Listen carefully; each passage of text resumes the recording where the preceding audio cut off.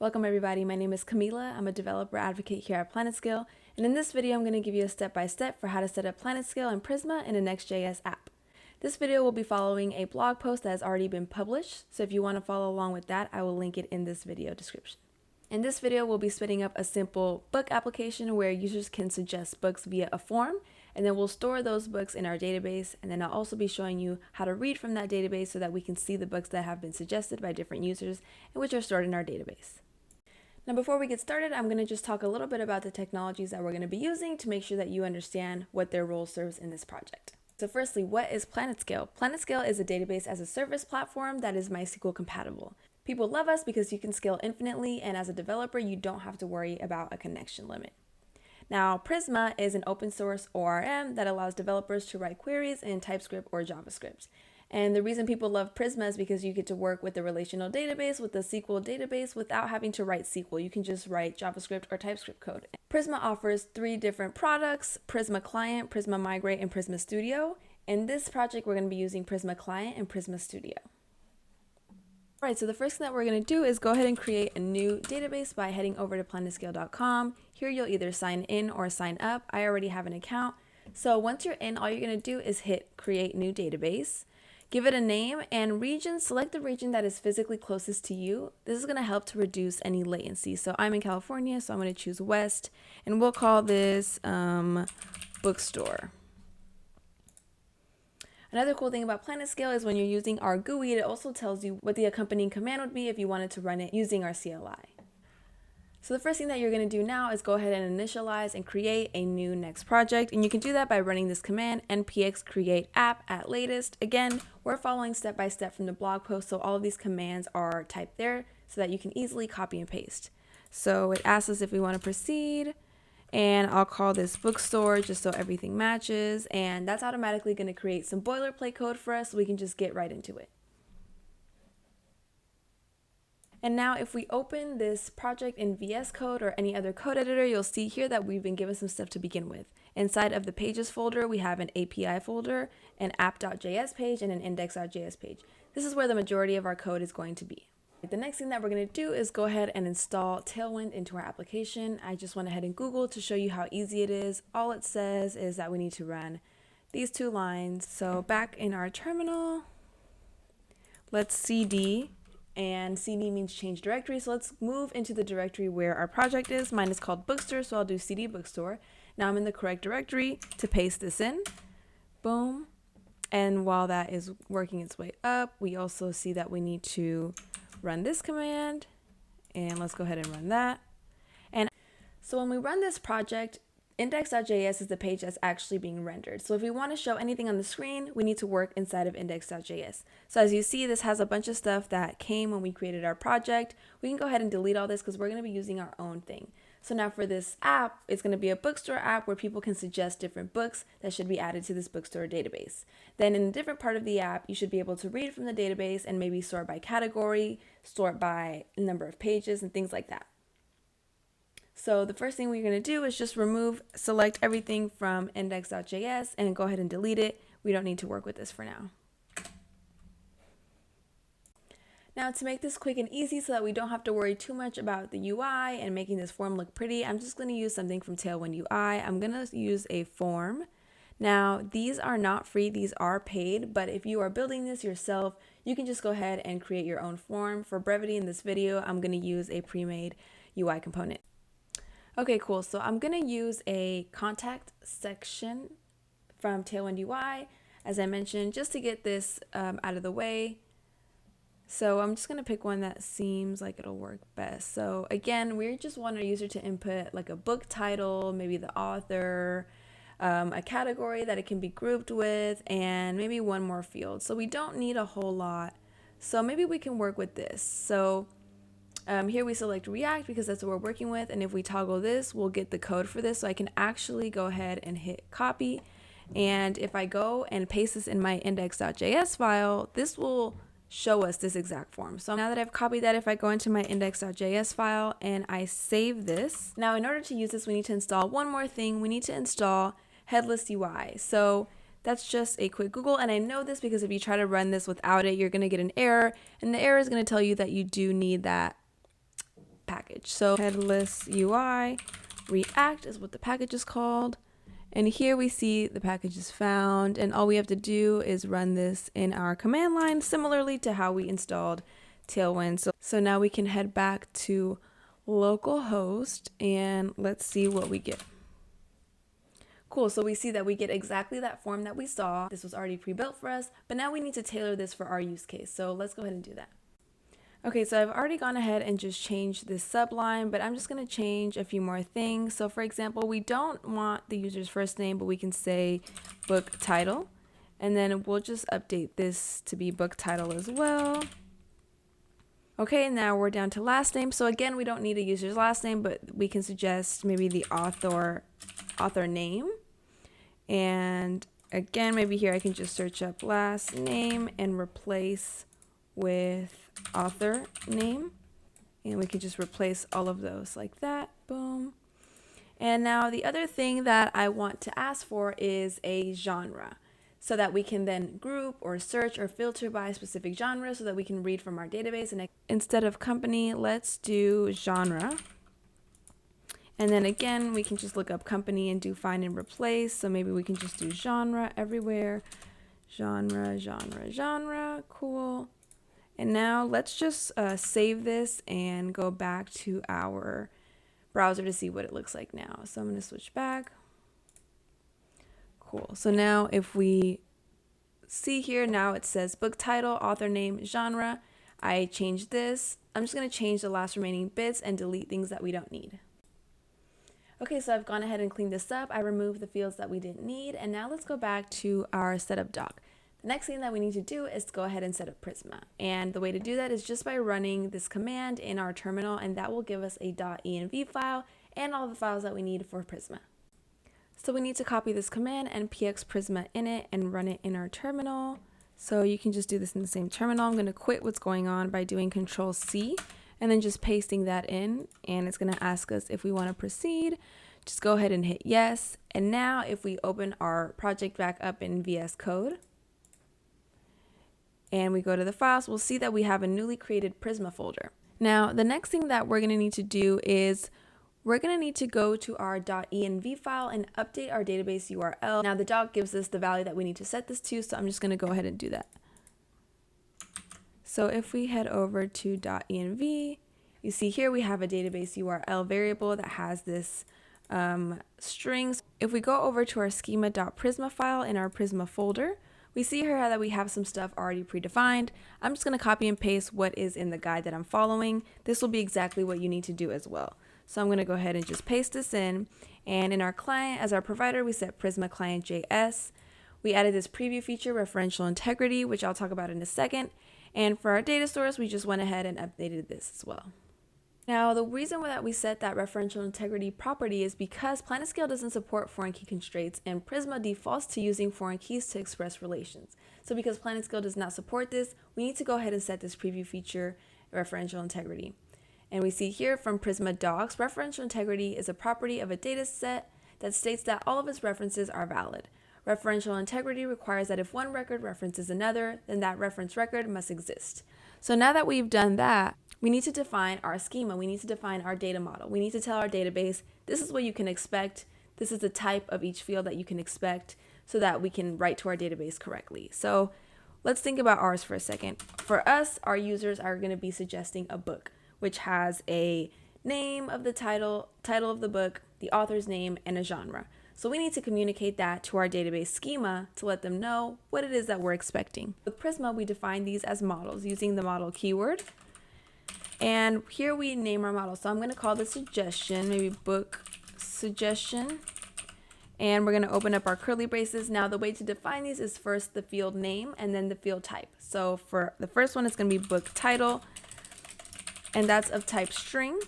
Next, we're going to need the book author. That's also of type string. And lastly, we're going to do our book genre, which is also string. Now, if you notice, it's still giving us a little error, and the error is that it wants us to have at least one unique field. For example, a book could have the same title, many books could have the same author, many books could be in the same genre. We need a specific field to be unique to every record. So an easy way for us to do that is to just add a field called ID, and the type is int, And we can use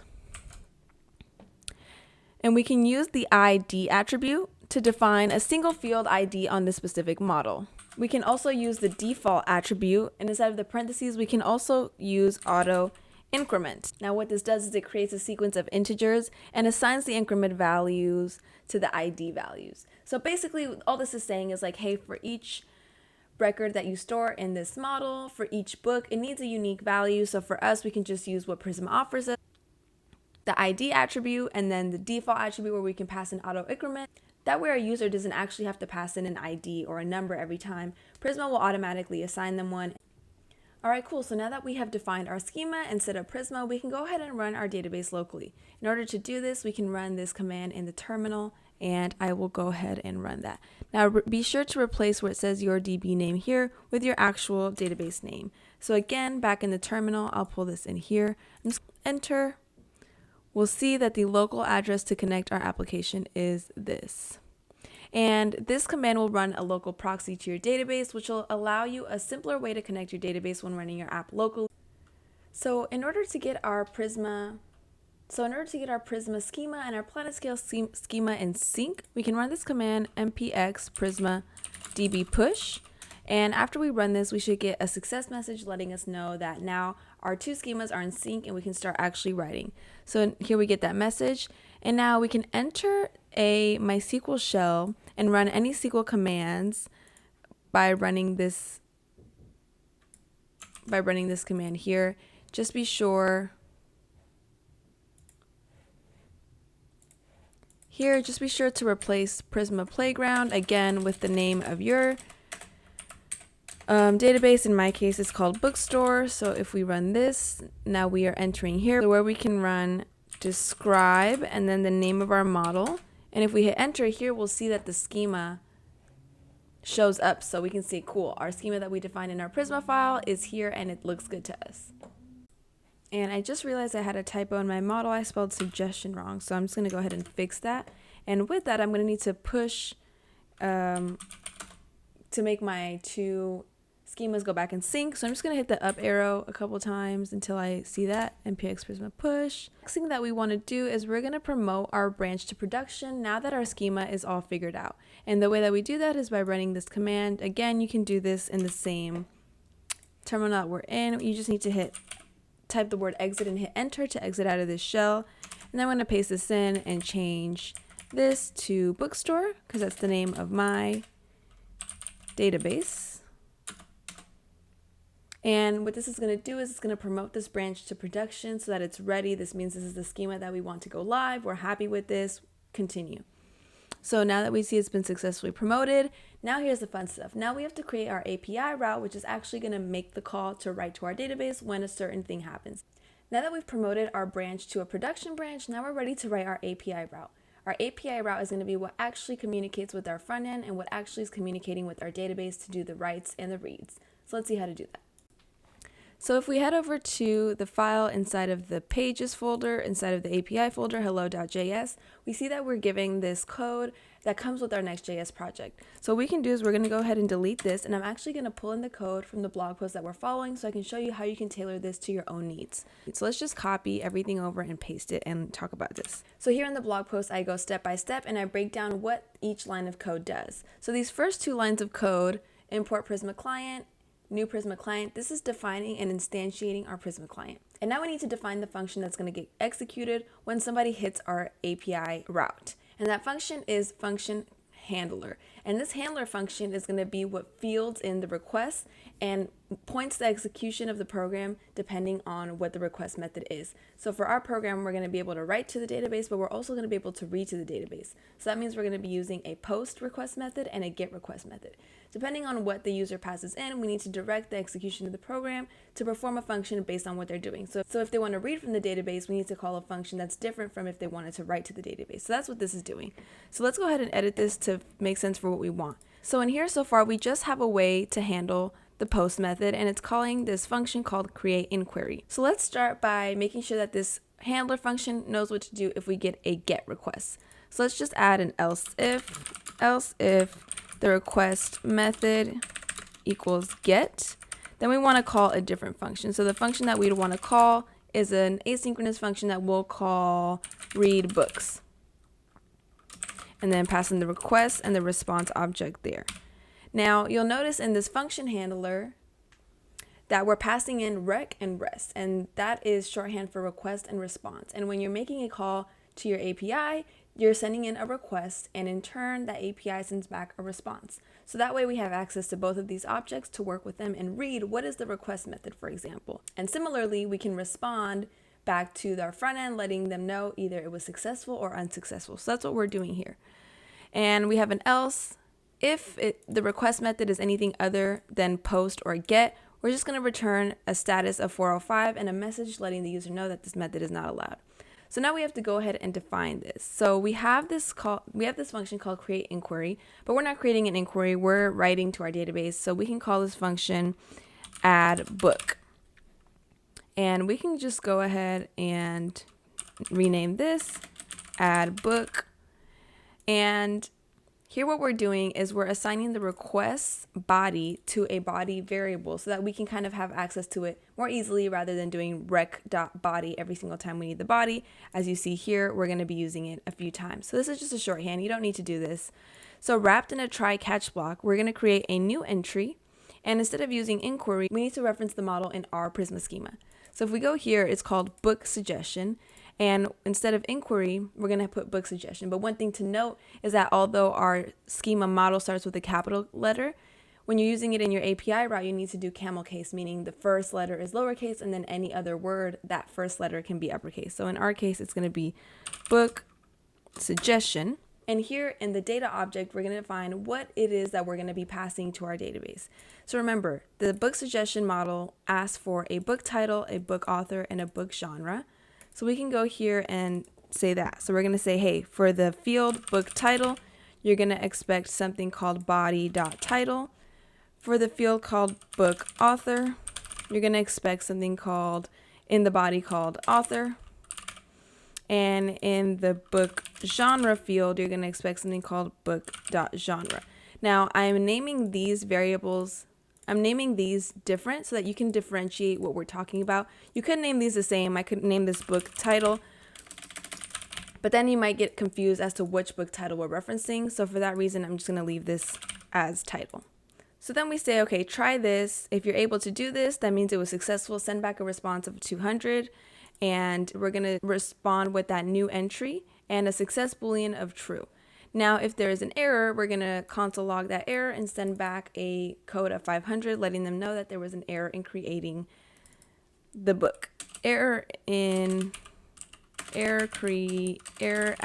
book. There we go. So now similarly, we need to create a function to handle our get request. So I'm going to put that here and we can call this async function. And we'll call this read book. We need to pass the request and the response object. And here we're going to do the exact same thing. So let's go ahead and assign the request body to a variable called body, just so that we can have easier access to it. And now that we have that, we're going to go ahead and add a try catch block. And we're going to do the exact same thing. So instead of writing, we're going to do a read. And the way that you read is we're going to set a variable called books equal to await prisma dot book suggestion dot find many. And this is going to return all of the books in this model. Now, if this is successful, we're going to return back to our client a status code of 200, because that means that everything worked. And then we're going to do .json, and what comes after this is what you're actually going to return to your front end. So we need to actually return the books that were fetched from this. So we're going to return here books, because that's what we named this variable. If this was called all books, this would be called all books. And then we're going to also pass in our success boolean and set this to true. And similarly, if there's an error, we want to console log the error. And then we want to return a response status of 500, letting them know that there was an error. And instead of returning books because there was an error, we're just going to return a message, an error saying error reading from database, and set our success Boolean to false. Now, before we start trying to make calls to our API with the front end, we can test that our API is working as expected before we wire it up to the front end. And we can do this with an app like Insomnia or Postman or anything similar. I'm going to be using Insomnia, and I'm going to show you guys how we can use it. In Insomnia, you can just create a new request collection, and I'll call this Bookstore Video. And while you're in here, you can press this and hit New Request, and we'll just call this Bookstore. And here you can define what the request method you want to send in, and here's going to be our endpoint. In our terminal, if we run npm run dev, we can see that we're at HTTP localhost 3000, and the actual route for us is going to be /API/hello because we're in the API folder and our file is called hello. So you can paste in that URL here, and it's going to look like this. And now you're ready to start making requests. So let's go ahead and do a post request to add stuff to our database. So for our body, you can go ahead and select JSON. Now here is where we're going to actually pass in our body. And remember, our body is where all of these properties and these fields that we want to save to our database are going to live. So let's switch back over here really quickly. So if we go here, remember, we're telling our function, hey, we're going to pass in a body, and inside of that body, there's going to be a field called title, author, genre, and this is actually from the code that we copied over, so let's delete that. So when we're using Insomnia to test our API, we have to make sure that the fields match exactly. So let's go over and write our body. So here in between two curly braces and object notation, we're going to do just that. So in quotes, this is very important, we're going to pass in title, and we'll call this Ocean's 11. I know that's a movie, but maybe it's a book too. Then we said we're going to pass in author, colon, Rihanna, colon, and then lastly, we said we were going to pass in genre. And this is going to be fiction. So now when we hit send, if we look at our code, when we run this, we're either going to get back a status of 200 and we're going to get back returned the entity that we just created, or if there's an error, we're going to get back a status code of 500 and an error message. So let's go back to Insomnia and just run this. So if we hit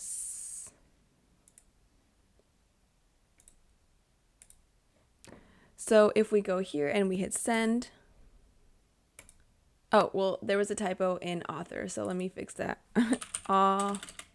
Author, there we go. Now let's try that again. Perfect, so we got back the entity that we just created. We see it has an ID of 4. I tested this a few times off camera, so that's why the ID is 4 instead of 1.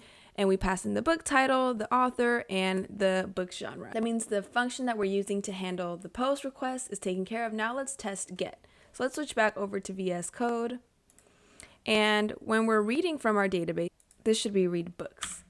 But when we're reading from our database, we're either going to get back a status code of 200 and the books that were read from the database, or a status code of 500 and again an error message. So you notice we're not sending in a body. We're not using this body anywhere. So we can delete this. And I added this on purpose to show you the difference between a get request and a post request. In a post, we're actually writing something to our database. Therefore, we need to pass in that stuff via the body. With a get, we're just reading from the database. There's no need to pass anything from the body. So in Insomnia, we have to make sure that there is no body. So let's head over to Insomnia. So what we can do is for the body, we're going to go no body. And instead of post, we're going to do get. Our endpoint is the same. And let's hit send. So now we see, perfect, we read from our database, we're getting all of the different entities, all the different books that were suggested, and that means now that our API routes are working, and now we can wire this up to our front end. So now back in our index.js file, if we see what's being rendered, again, it's this form. Now we want to think about when should we write to our database, right? And for this example, we want to write to our database when the user submits the form by hitting the Let's Talk button. So we can go ahead and make that call to the API and tie it with that submit, with the submittal of the form. So let's go ahead and do that. So if we go back to VS Code back in index.js, remember this is all stuff that came out of the box for Tailwind. Similarly, you would build your own front end, and I'm going to show you how to do the React logical stuff, how to do the business logic to actually make this call. So we see here that we already have a use state, which is what we're going to need, which is one of the things we're going to need, so that's good. And we actually didn't end up using this, so that was annoying. So we see here that there is a state here that's not being used, and I can tell it's not being used because it's not a highlighted color. It's kind of a dull color. And it was probably for one of the fields that I deleted, so we can just go ahead and get rid of this. But we are going to need a state variable. So remember, the things that we want to capture is the book title, the author name, and the book genre. In order to store this, we can use state. So let's go ahead and create a state variable for each of these fields. So we can say const book title, set book title, and then equals use state, and what goes between these parentheses should be the default value. In this case, it should be an empty string. Now we're going to go ahead and repeat this for the other fields.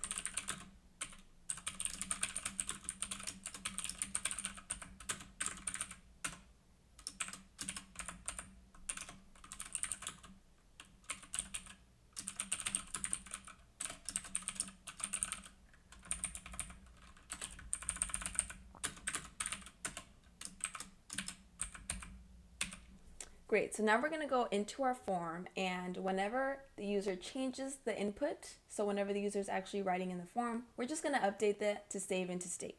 And the way we can do that is by finding the input. So let's find the first input, which is book title. So I'm just going to do book title, so here. So in the input tag, we can actually add an onChange property, and what this is going to do is every time the input changes, we're going to call this function. So the function that we want to call is going to be to set the state. So in this case, this is what it would look like.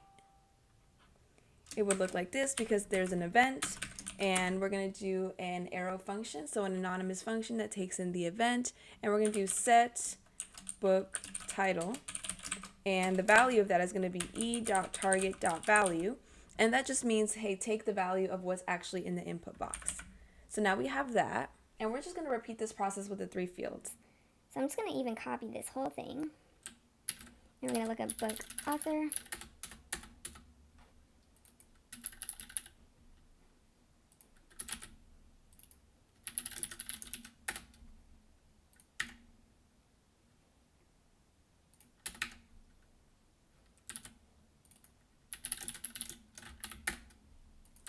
Cool, so now we have all of this saved into state, and one way that we can verify is by using useEffect. So let's import that so we can use it. Cool, so now up here, what we can do just to double check that that's working as we expect,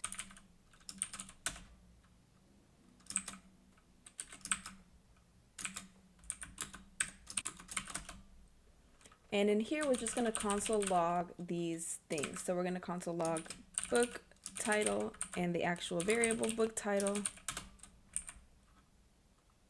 And we're just going to do the same for the rest of them.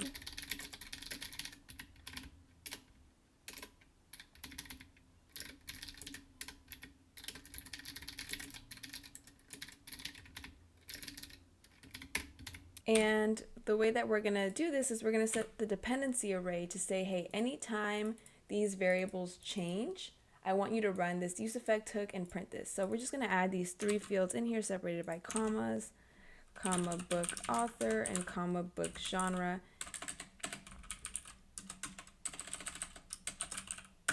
And again, what we're telling React is we're saying, hey, useEffect is something that triggers on the very first load and whenever something in the dependency array changes. So our dependency array, we're passing book title, book author, and book genre.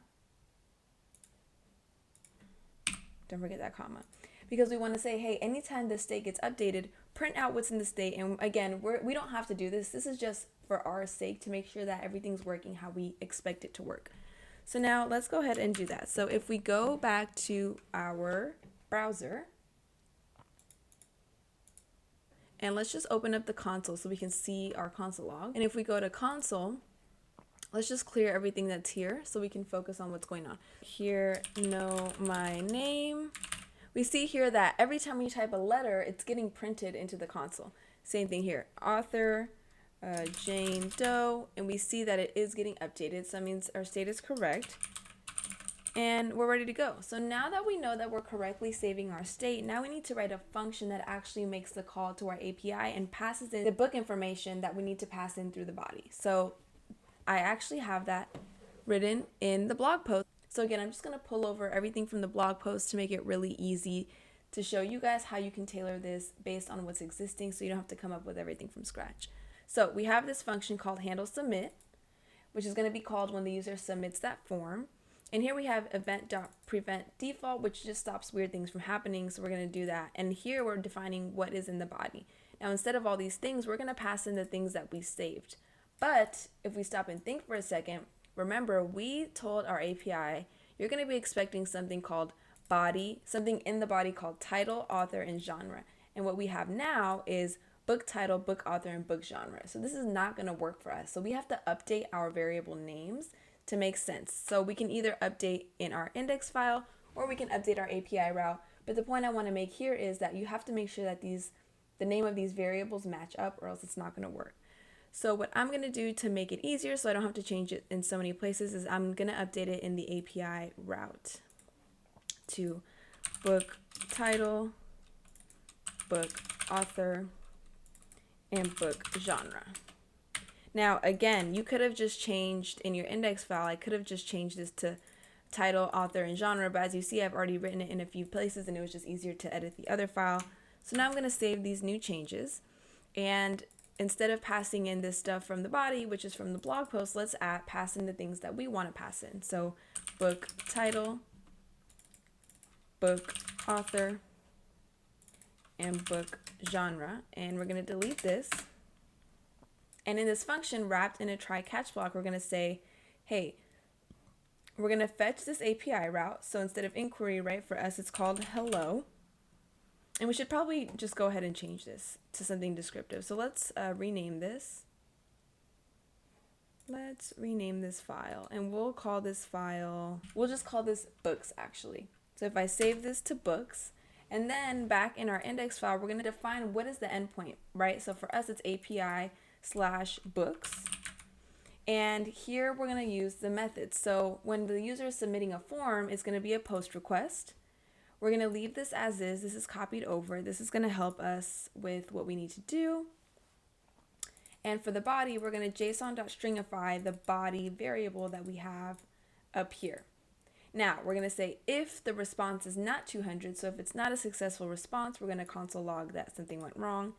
Else, we're going to call this function reset form, which I'll talk about in a second. And then in the catch, it's just going to console log the error. Now, reset form is so that when the user presses enter, it automatically resets the form so that it doesn't have their information again, and maybe they accidentally submit again, and now you have two duplicates in your database. So instead of set first name, it's going to be set book title, set book author, and set book genre. And we'll delete this last one. And what we're going to do in our app is after a user submits a suggestion, we're going to display all of the suggestions that have been submitted, everything that's stored in our database. So in our handle submit function, in addition to actually making this request, we also want to read. Now we need to write a function that actually makes the call to the database to read from the database when we want to display all of the books that have already been suggested. We want to show all of the books that have already been suggested as soon as the user submits theirs. So once they submit theirs, we're going to show a list. So we can do that by creating a new function to read and then calling that function inside of this handle submit function. So we can call it maybe after reset form. So if this was successful, we're going to reset the form and we're going to display all of the books that have already been suggested. So let's start by defining our function just up here. We can call this const readdb, and again, this is going to be an asynchronous function, and this is going to be using the ES6 arrow notation. This is just a new way to write functions with this arrow. You can use the old way, it'll work exactly the same.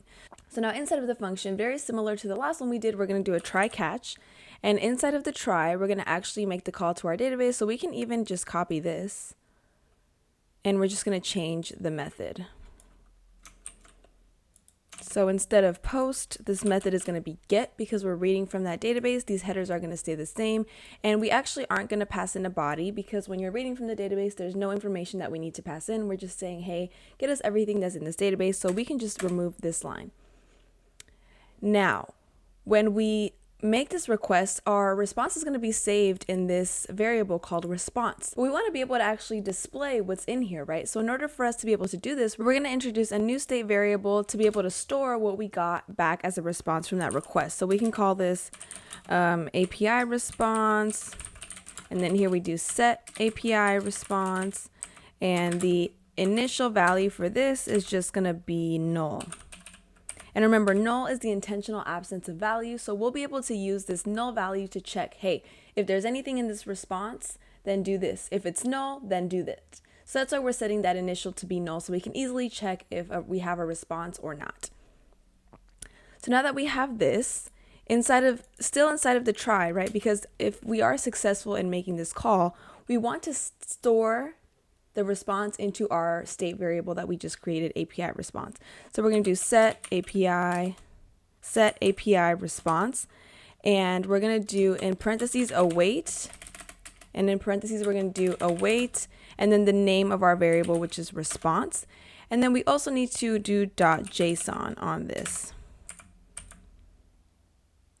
just so that it is formatted correctly for us to be able to see. Now, again, really similarly to how we did here, we can even console log this and do our own thing. So if we get a certain response code, we want to do one thing, and if we get a successful response code, we want to do another thing. So still inside of this try, we can do it here. After this has been set, we can just do, if the response is not 200, we'll console log that something's wrong. Else, if it is 200, that means it was successful. We don't need this. This is what we copied from the other one, and we can just console log a success message. Now, if there's an error, what we're going to do is console log the error, just like we did last time, and maybe just add a message to the user. There was an error reading from the database, and then a comma, and the actual error itself. Cool.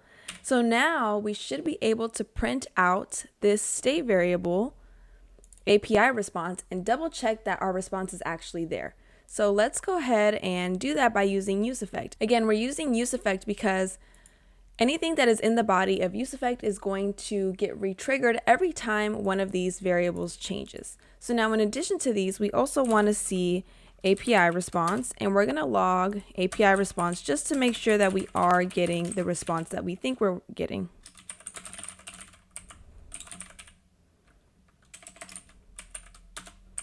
Cool.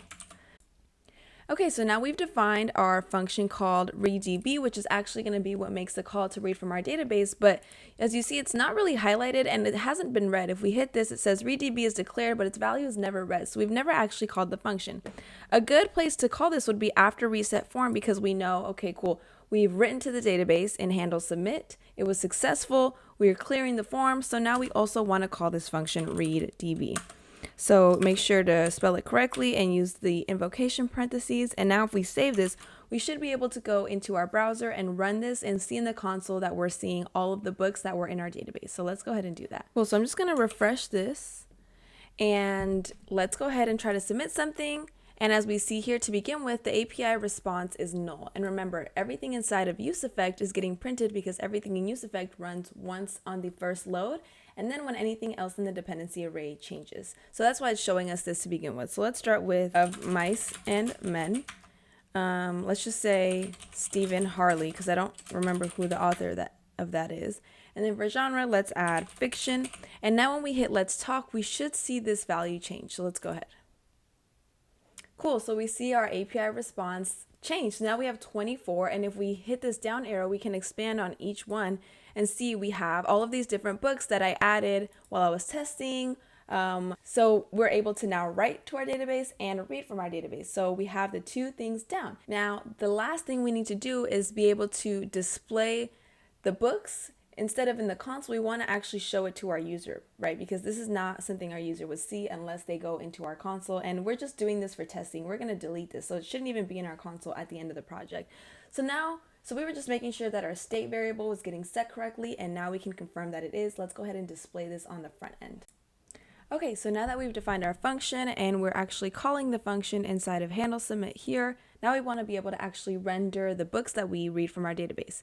So let's go down past this form and let's go down to the second to last div so that we're still in the main div, but we're kind of in our own section. We're going to open up a new div like this. And then inside this div, we're going to write some JavaScript by writing in between these two curly braces that lets us write JavaScript inside of this. So in order to display the books that we got from our response, we have to think about what our response looks like. So remember, our response is an array of objects. Each book has a book author, book genre, and book title properties. So the thing that we're going to do is we're going to say API response, and then we're going to do this optional chaining, question mark and period. It's basically to say if API response exists, if it's not null, then continue. And we need to do this because remember, on the first load, API response is going to be null. And if we do this without that optional chaining, we're going to get an error. So we say, hey, if you're null, don't worry about it. But if you're not null, then do this. So if you're not null, I want you to .map over the array and then 2 parentheses, and then we're going to give each item in this array a nickname. So remember, we have an array of books.